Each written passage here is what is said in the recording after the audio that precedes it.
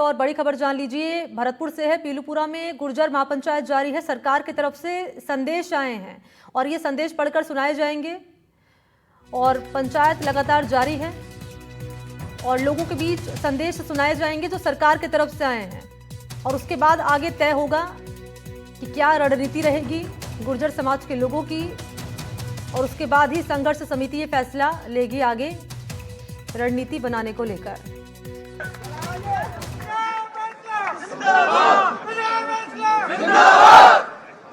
पिछले 17 साल में इतने बड़े संघर्ष में हम लोगों को, अरे भाई रुक जाओ, अब फिर मैं कुछ कह दूं वो जैन ना तो माने वो में भी बैठ देता। मेरे लाडले भाई हैं सारे के सारे। ठीक है। पिछले इतने लंबे संघर्ष में गुर्जर समाज को केवल दो ही चीज, एक 2019 में 5% आरक्षण, दूसरा 10 साल पहले देवनारायण योजना। इसके अलावा किसी को कुछ नहीं मिला है, ये सच्चाई है और ये सब आपके संघर्ष से मिला है। लेकिन आज की विडंबना ये देखिए कि 5% आरक्षण राजस्थान में पूरा दिया और क्रियान्वयन करते करते 2.5%, 1.5%, कभी तो 1% भी नहीं मिलता साहब। फिर नौकरियां आती हैं, मुझे फोन आते हैं कि साहब आरक्षण तो मिला ही नहीं, हमारी संघर्ष समिति फेल है, हम लोग काम नहीं कर रहे, ये आरक्षण का हम करें तो करें क्या। आपकी बात पे मैं इत्तेफाक रखता हूं, सही कह रहे हो साहब। जब मिला 5% हमें राजस्थान पे, तो उसका क्रियान्वयन भी पूरे राजस्थान पे होना चाहिए। और मटा के क्या करें, हर आरक्षण की नौकरी को तहसीलों में, जिलों में बांट करके कम कर देते। 20 पे अपने को 1 मिलती है, किसी तहसील में या जिले में 20 की जगह 18 कर देंगे तो आधे आदमी तो आरक्षण मिला ही नहीं है दादा, तो हमको नहीं मिलता। इसको कहते हैं रोस्टर प्रणाली।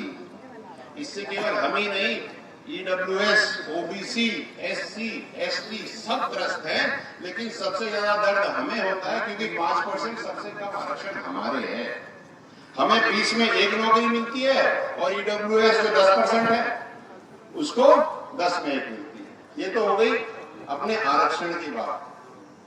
फिर आ जाओ आप देवनारायण योजना पर।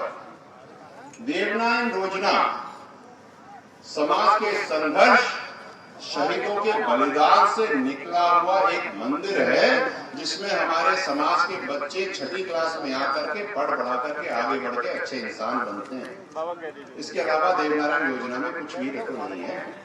स्कूल बनते हैं, आपको छात्रवृत्तियां मिलती हैं, एडमिशन होते हैं, जगह जगह स्कूल बनते हैं, गुरुकुल योजना में चलता है, स्कूटी मिलती है। स्कूटी तो अटल जी ने बताई थी, वहां तो घास उगरे। और आपको बताऊं अजीब सी बात, पिछले साल देवनारायण योजना में स्कूटी वितरण के लिए 50 करोड़ रुपए थे साहब और खर्च हुए कितने? 19 लाख। 19 लाख में तो सेकंड हैंड स्कॉर्पियो भी नहीं आती साहब। ये 18 लाख समाज के साथ होगा।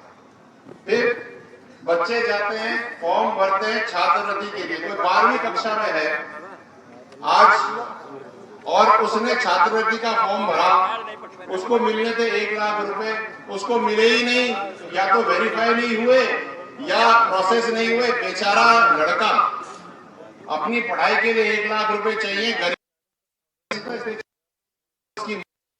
बेचे और बाप दाऊ की जमीनें बेचे, तो जाए तो करे काम, मारे के हमें लगे। जब काम ही नहीं हो रहा तो ऐसी देवनारायण योजना का हमें करना क्या। हमें तो वो देवनारायण योजना चाहिए जो आप लोगों ने अपने खून पसीने बलिदान से कर्नल साहब के विचार से बना करके दिए। ऐसी नहीं चाहिए हमें, वही चाहिए पुरानी। स्कूलों में गुरुकुल योजना में 50,000 बच्चे को पढ़ाने के लिए, जिससे वो वहां पर पढ़े, खाना भी खाए, रहे भी हॉस्टल में 10 साल। सुनो भाई, बहुत जरूरी बात, तुमको ये तो पता होना चाहिए कि हम इकट्ठे क्यों हुए। कहते हैं ना कि दाई से पेट नहीं छुपाते, समाज में झूठ नहीं बोलते। तो 50,000 रुपए 10 साल पहले थे, आज उस स्कूल की फीस हो गई है 1 लाख रुपए। और स्कूल में एडमिशन लगा करके बड़ा प्रिंसिपल कह रहा है कि ऐसा मेरे पास तो पोसाता नहीं, एक काम कर 50 मुझे मिल रहे हैं, 30 मैं रख लेता हूँ, 20,000 तू रख ले, अपने बच्चे को घर पे रख, साल के अंत में जब एग्जाम आएगा तो आकर के दे देना। तो इस चीज के लिए तो हमने बच्चों को स्कूल नहीं भेजा था ना, अगर घर में ही पढ़ाना था, बूढ़े पे ही बिठाना था, खूटे से ही बांधना था, अपने घर में ही बांध देते। इसलिए अब समय आ गया कि हम सब मिल करके एक तो देवनारायण योजना ठीक करें, दूसरा 5% आरक्षण को ठीक से कराएं। इसके अलावा एक और भी बड़ी चीज है, इससे हम त्रस्त हैं सारे के सारे। पिछले 17 महीने में एक भी केस वापस नहीं हुआ महाराज। केस वापस करने की बात तो दूर, जमीन कुर्की के ऑर्डर निकल गए। ये विडंबना है। और ये विडंबना क्यों है? और भी बहुत सारी चीजें हैं जो नहीं हुई, लेकिन मैं उसमें नहीं घुसूंगा। ये बोर्ड लगा हुआ है, रीट 233 अभ्यर्थी की नियुक्ति दिलाई जाए। बेचारे वहां बैठे, मंत्री जी से 3-3 बार मिल लिए, रोड चलते हुए मंत्री से मिल लिए, जाकर के ऑफिसों में मिल लिए, लेकिन काम नहीं हुआ। 1252 बच्चे बैठे।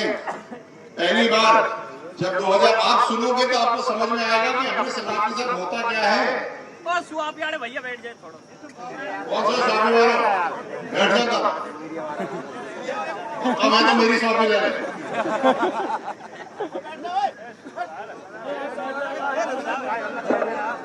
थोड़ा सा बैठ जाए भाई साहब। अरे सुन लो यार। लोगों ने 2020 में पटरी रोकी थी, नहीं रोकी थी? यहाँ पे याद है? 1252 के जो बच्चे हैं अभ्यर्थी, सुनो, उस साल ये लड़के भी नौकरी कर रहे सरकार में और पड़ोसी भी कर रहे हैं। काम दोनों एक ही कर रहे। एक को मिलते 20,000 रुपए, एक को मिलते 60,000 रुपए। बैठ जाओ,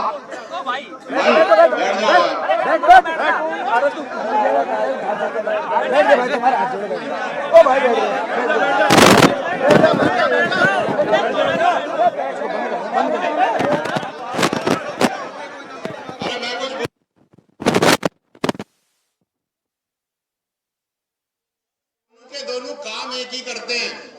एक को 20,000 मिलते हैं और बगल वाले को 60,000 मिलते हैं। तो गलत है, तो इसके लिए अपने को रेल रोकनी पड़ी, फिर जाकर के बराबर किया। ये आपके संघर्ष का कमाल है साहब, आपको बहुत बहुत साधुवाद।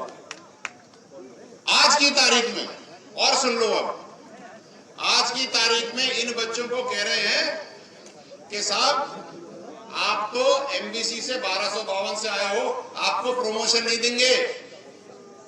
पिछले 7-8-10 साल से नौकरी कर रहे हैं ये लोग और इनको प्रमोशन नहीं मिल रहे। इनके 4-4 साल जूनियर या के ऊपर बॉस बने बैठे हैं। अब हमारे सम्मान में और हमारे जिगर में ठेस नहीं पहुंचेगी तो किसके पहुंचेगी? गुर्जर समाज थुकरेस का समाज है, गलत चीज को बर्दाश्त नहीं करेगा। इसलिए ये भी एक बहुत बड़ा मुद्दा है। मैं तो सही कहूंगा साहब।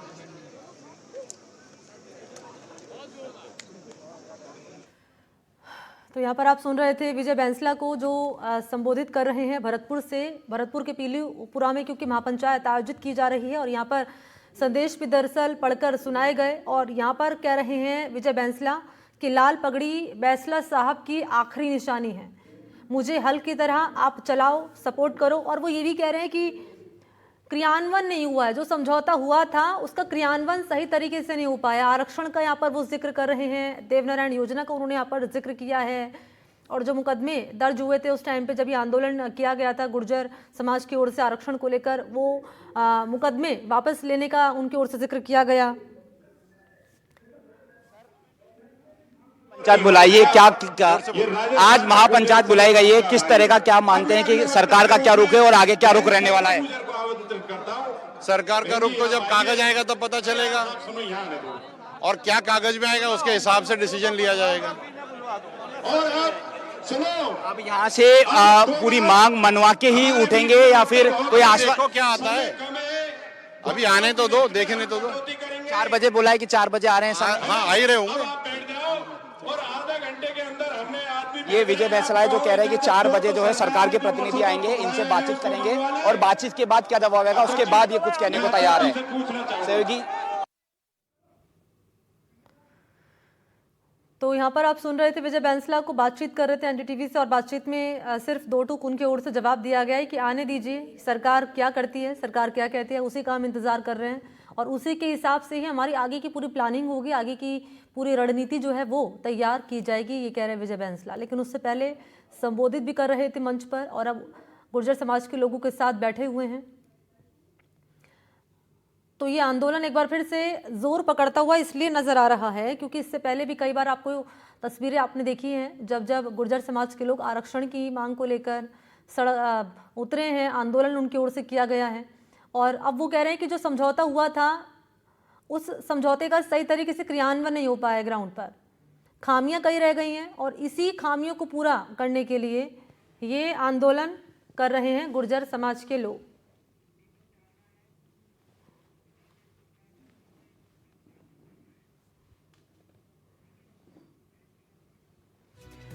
और चलते हैं, हमारे 3 सहयोगी इस वक्त जुड़ चुके हैं इसी पर ज़्यादा अपडेट लिए। सागर शर्मा है भरतपुर से और ललितेश हैं इस वक्त मेरे साथ मौजूद हैं, पीलूपुरा से उनकी मौजूदगी है और सागर भी पीलूपुरा में ही मौजूद है। दीपक चावला भरतपुर में उनकी मौजूदगी है और दीपक वहीं पर मौजूद है जहां पर ये पूरी महापंचायत चल रही है। सबसे पहले दीपक मैं आपके पास से आ रही हूँ, आपने बातचीत भी की थी विजय बैंसला से, कह रहे हैं कि हम इंतजार कर रहे हैं सरकार का क्या रुख होगा, उसके हिसाब से रणनीति बनाई जाएगी।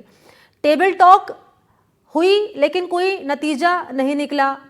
आगे अब किस रूप में ये जो आंदोलन कहें इसे, किस रूप में आगे बढ़ता हुआ नजर आ रहा है? अगर सरकार एक कदम आगे बढ़ेगी तो एक कदम आगे बढ़ने के लिए क्या गुर्जर समाज के लोग तैयार हैं? बिल्कुल बिल्कुल बिल्कुल बिल्कुल बिल्कुल मेरे ठीक पीछे मेरे सहयोगी जो दशराज है वो आपको विजय बैंसला को जो है वो दिखा रहे हैं और उनके हाथ में सरकार का आया हुआ मसूदा है, यानी कि सरकार ने उनको क्या संदेशा भेजा है वो उनके हाथ में है और वो अब से कुछ मिनट बाद जो है उसे पढ़ रहे हैं और उन्होंने पढ़ना शुरू कर दिया है। लोगों को लेकर आज भरतपुर में एक सरकार से उनसे बातचीत का दौर था, लेकिन अब बातचीत क्या हुई है वो सरकार ने जो है विजय बैंसला को जो है वो लेटर जो है वो मसूदा जिसे कहते हैं वो यहाँ पर भेजा है। इसमें क्या लिखा है वो पढ़कर जो है वो सभी समाज के सामने जो है वो उसको सुनाने वाले हैं, क्योंकि उनका कहना है कि ये मेरे अकेले का आंदोलन नहीं, ये समाज का आंदोलन है। तो समाज के सामने ही उस मसूदा को जो है वो पढ़कर सुनाएंगे और इसके साथ ही मंच पर आप जो है वो पढ़कर सुना रहे हैं क्या सरकार का क्या संदेश आया है। सूचना आ रही है कि जो राहुल प्रकाश आईजी है भरतपुर और जो गृह राज्य मंत्री जवाहर सिंह मैडम हैं उनसे इनकी लगातार जो है बातचीत का दौर जारी था। अब सरकार ने इनको एक जो है मसूदा वो भेजा है, उसमें क्या लिखा है वो पढ़ेंगे, समाज के सामने पढ़ेंगे और उस बात से वो कितना सहमत है कितना नहीं है उसके बाद ही वो आगे की जो रणनीति है वो तय करेंगे। अब से कुछ देर पहले मैं उनसे बातचीत कर रहा था तो वो कह रहे थे कि मेरे पास अभी तक सरकार का किसी तरह की कोई बातचीत नहीं हुई, अभी तक बातचीत नहीं हुई, बातचीत होगी तो हम आगे की रणनीति जो है वो आपको बताने वाले हैं। बहरहाल जो है वो मसूदा जो है वो पढ़ रहे हैं, अपने आसपास जो संघर्ष समिति के जितने भी जो लोग हैं उनके साथ वो पढ़ रहे हैं और उसके बाद जो है वो जो उसके बाद जो निर्णय है वो संघर्ष समिति मिलकर जो है वो लिया जाएगा, क्योंकि गुर्जर समाज की जो मांग है वो लगातार यही मांग है कि एमबीसी में 5% जो आरक्षण है उसको तुरंत प्रभाव से लागू किया जाए, जो दर्ज मुकदमे हैं उसको वापस लिया जाए, एमबीसी में जो रीट परीक्षा की जो नियुक्तियां है वो यहाँ पर दी जाए और इसके साथ ही देवनारायण बोर्ड की जो समय समय पर उसको जो है देखा जाए, उसके बारे में अच्छे से देख रहे हैं। तो वो जो मसूदा है वो अब जो है जी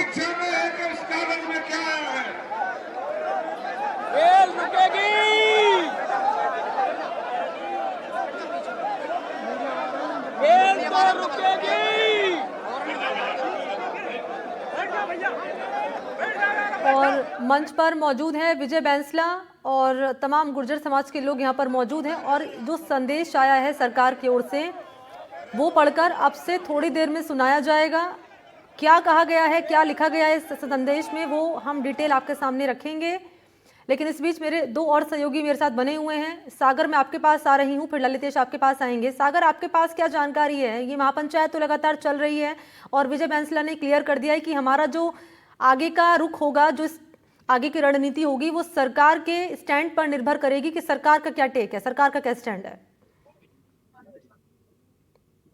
देखिए, सरकार के द्वारा मसौदा यहाँ भेजा गया है और कुछ ही देर में विजय बैंसला जो आरक्षण समिति जो संयोजक हैं, वो अभी कुछ ही देर में मसौदे को पढ़कर सभी गुर्जर समाज के लोगों के बीच में सुनाएंगे और उसके बाद गुर्जर समाज की तरफ से क्या निर्णय लिया जाता है उसके बाद ही कुछ पता लग पाएगा। और यहाँ पर जो गुर्जर महापंचायत पीलूपुरा जो कारवाड़ी में आयोजित की जा रही है, या इस दौरान यहाँ पूरे अलग अलग राज्य और पूरे प्रदेश के यहाँ पर जो पंच यहाँ पर मौके पर मौजूद है। और ये जो इनकी जो मुख्य जो मांग है कि जो 11 मांग है, 11 मांगों को लेकर के कई वर्षों से लंबित चली आ रही है और ये लंबित मांगों को अभी तक पूरा नहीं किया गया है। इसी को लेकर के आज ये गुर्जर समाज की तरफ से महापंचायत की जा रही है। महापंचायत में विजय बैंसला कुछ ही देर में जो सरकार के द्वारा जो मसौदा जो दिया गया है उसको पढ़कर सुनाने वाले हैं। उसके बाद ही पता लग पाएगा क्या गुर्जर समाज की तरफ से निर्णय लिया जाता है और उसके बाद जो सरकार से जो वार्ता की जाएगी। जी ठीक है, रहिए आप सागर। ललितेश, आपके पास में आ रहे हूँ, आपके पास क्या जानकारी है, क्या कह रहे हैं गुर्जर समाज के लोग? क्योंकि हमने बयान भी सुनाया दर्शकों को कि गृह राज्य मंत्री कह रहे हैं कि आइए बातचीत करिए और बातचीत से ही बात बनेगी, तभी इस मामले का हल निकलेगा। बिल्कुल मनी, देखिए जो आज गुर्जर महापंचायत है वो आयोजित की जा रही है और खुद जो संघर्ष समिति के अध्यक्ष या संयोजक हैं विजय बैंसला, वो अभी मसौदा को पढ़ रहे हैं। जो क्या है फाइनल नतीजा, और जो लोग हैं महापंचायत में जो प्रदेश के विभिन्न क्षेत्रों से आए हैं वो बस इसी का इंतजार कर रहे हैं कि जो संघर्ष समिति है, संयोजक है विजय बैंसला, वो इस फैसले को सुनाए। उसके बाद में संघर्ष समिति है वो क्या निर्णय लेती है। और बड़ी संख्या में जो गुर्जर समाज के लोग हैं वो वहां पहुंचे हैं। पांडाल में इतनी जगह नहीं है, जो पेड़ है उनके सहारे बने हुए हैं और उन्हीं के नीचे वो पूरी जो महापंचायत है, महापंचायत को जो संबोधित कर रहे हैं उनको सुन रहे हैं। मैं अपने सहयोगी से कहूंगा, देखिए मैं भी एक जगह मौजूद हूं और बड़ी संख्या में जहां तक मेरे सहयोगी तस्वीर दिखाएंगे वहां गुर्जर समाज के लोग हैं वो नजर आएंगे। कुछ युवा मेरे साथ मौजूद है, आइए उनसे बात करते हैं। क्या कहेंगे, अभी मसौदा पढ़ाया जा रहा है, क्या निर्णय हो सकता है आपकी तरफ? मसौदा में जो भी फैसला लिखा हुआ है उसको अगर सरकार हमारे पक्ष में सुनती है तो ठीक है, नहीं तो जो भी फैसला संघर्ष समिति लेगी हम पूरा गुर्जर समाज उनके साथ है। विजय बैंसला, तो सरकार की ओर से क्या संदेश भेजा गया है, ये रहेगा महत्वपूर्ण जानना। और क्या इस मामले का आज हल निकल जाएगा, ये भी अपडेट हम दर्शकों तक पहुंचाएंगे।